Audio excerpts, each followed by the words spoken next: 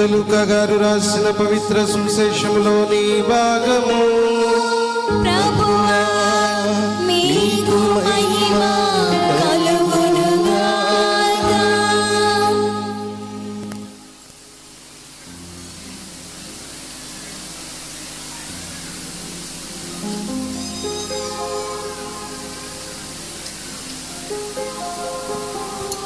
పునీత లూకా గారు రాసిన శుభవార్త 1వ అధ్యాయము 26వ వచనం నుండి 38వ వచనం వరకు.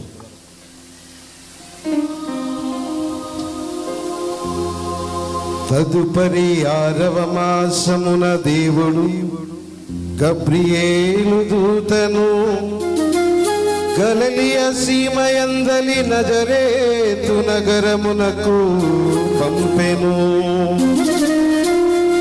ఆ దేవదూత దావీదు వంశస్థుడగు యోసేపునకు ప్రదానము చేయబడిన కన్యక యొద్దకు పంపబడెను. ఆమె పేరు మరియమ్మ. దేవదూత లోపలికి వచ్చి ఆమెతో, అనుగ్రహ పరిపూర్ణురాలా, నీకు శుభము, ఏలిన వారు మీతో ఉన్నారు అనెను. మరియమ్మ పలుకులకు కలత చెంది ఆ శుభవచనము ఏమిటో అని ఆలోచించుచుండగా దేవదూత,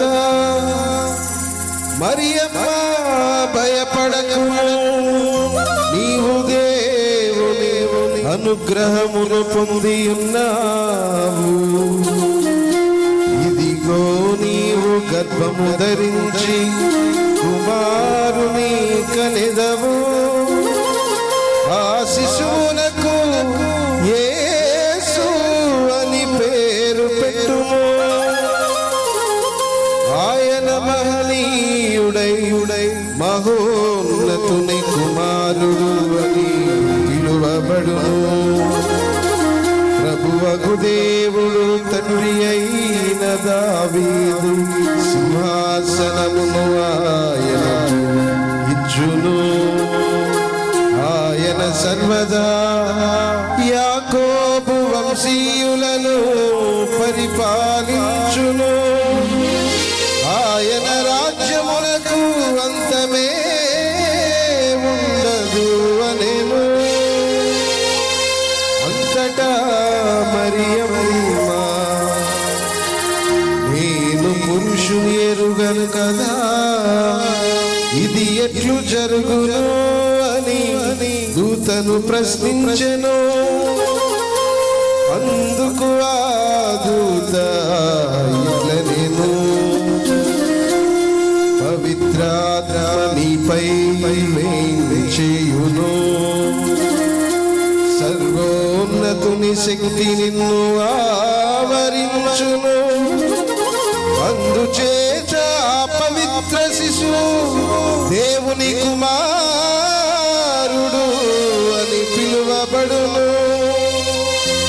నీ చుట్టమగు ఎలిజబెత్తమ్మను చూడుము.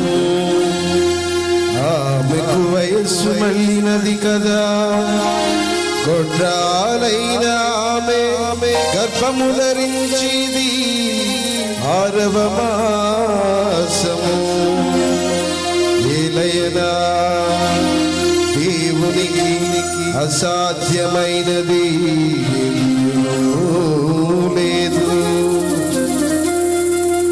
అంతట మరియమ్మ, ఇదిగో నేను ప్రభువు దాసురాలను, నీ మాట చొప్పున నాకు జరుగునుగాక నేను. ఇదిగో నేను ప్రభువు దాసురాలను, నీ మాట చొప్పున నాకు జరుగునుగాక నేను. అంతటా దూత వెళ్ళిపోయెను.